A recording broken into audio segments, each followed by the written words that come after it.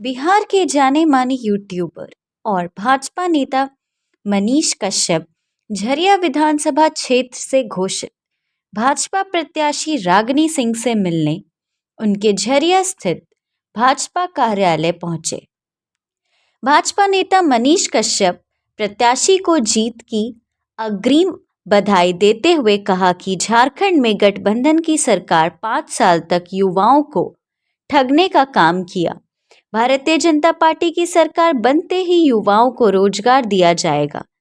जब पूर्व मुख्यमंत्री रघुवर दास का सरकार था, उस समय किसी की हिम्मत नहीं होता था कि वो हमारे त्योहारों में पत्थर चला दे।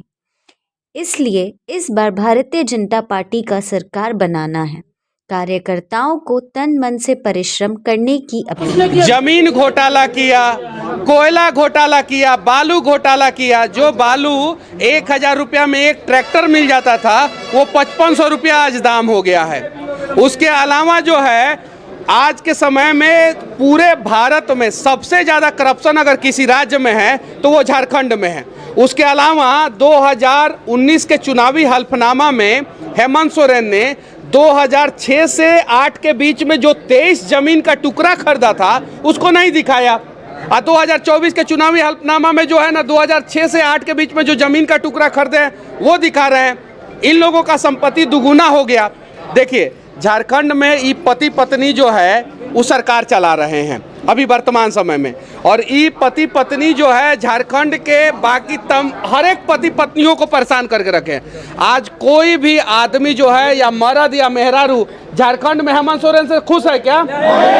कल्पना सोरेन से खुश है क्या? कोई नहीं खुश है।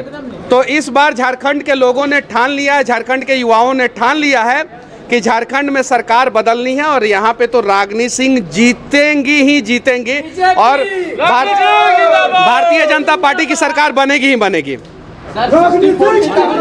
क्या सरकार जो 60-40 का जो हम लोग का साथ में किया युवा लोग का साथ में, हाँ। उसके बाद भी चर्चा की है सर, जो वैकेंसी को लेकर 60-40 सर, जो बाहर लोगों को जो 40% दिया जा रहा है, 60% हम लोग का हक है। जब देखिए पिछले 5 साल में देखिए रघुवर दास जी की जब सरकार थी तो उन्होंने वैकेंसी निकाला और अलग अलग डिपार्टमेंट में उन्होंने वैकेंसी निकाला और उसे 365 दिन के अंदर मतलब कि 1 साल के अंदर वो वैकेंसी को क्लियर करते थे।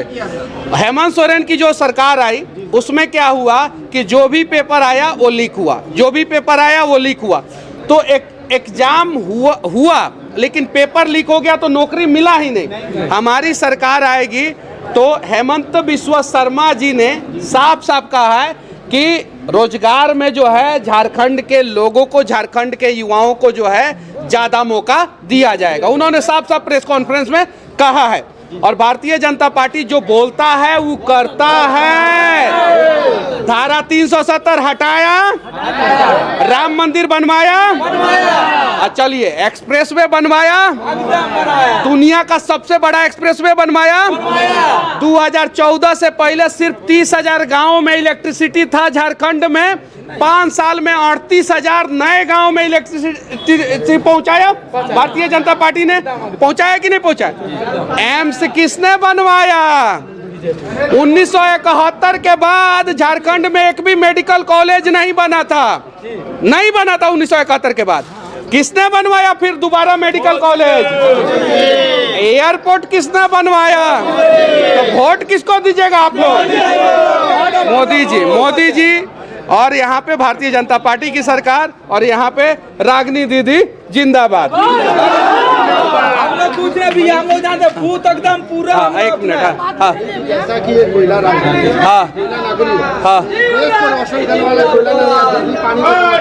हाँ क्या कुछ कहना चाहते हैं यहाँ? देखिए पूरा देश को जो है इलेक्ट्रिसिटी की सप्लाई जो है वो झारखंड करता है क्योंकि कोयला है यहाँ पे। सही है कि नहीं है? हेमंत सोरेन जानबूझ के भारतीय जनता पार्टी को बदनाम करने के नियत से बिजली खरीदते ही नहीं है एकदम। और बिजली खरीद के राज्य सरकार बिजली खरीदती है और राज्य के लोगों तक पहुंचाती है। अब यूपी गवर्नमेंट खरीद के झारखंड के लोगों को थोड़ी बिजली देगी, एमपी गवर्नमेंट थोड़ी खरीद के देगी। यहाँ के राज्य सरकार का काम है। तो यहाँ के राज्य सरकार ने मोदी सरकार को बदनाम करने के लिए बिजली कम खरीदा, और जब कम खरीदेगा तो कम बिजली पहुंचेगा। जब आपके पास 2014 से लेके 19 तक 22 घंटा एवरेज बिजली पहुंचता था झारखंड में, कितना 22 घंटा 2014 से लेके 2019 तक। तो 2019 से लेके 2024 के बीच में वो 22 घंटा घट के 10.5 घंटा कैसे हो गया? कैसे हो गया?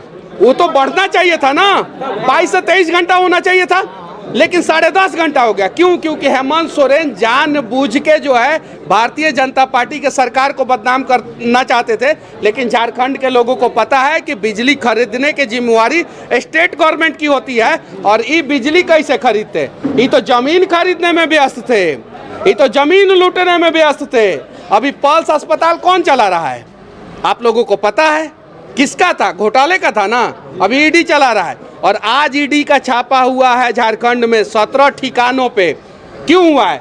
क्योंकि जुलाई महीना में यहाँ की पुलिस ने, रांची पुलिस ने जुलाई महीना में एक एफआईआर किया था। सरकार किसकी? हेमंत सोरेन की। पुलिस किसकी? हेमंत सोरेन की। और पुलिस ने एफआईआर रजिस्टर किया था। 3 बांग्लादेशी लड़की पकड़ी गई थी, और उसी एफआईआर के एवज में ईडी ने छापा मारा है। तो पता चला है कि बहुत सारा पैसा बांग्लादेश से मनी लॉन्ड्रिंग हो रहा है। तो ये सारे लोग जो गलत कर रहे हैं झारखंड के लोगों के साथ, उन सभी को अमित शाह के भाषा में एक ही बात कहना चाहता हूं कि हमारी सरकार आएगी, सबको उल्टा करके सीधा कर दिया जाएगा।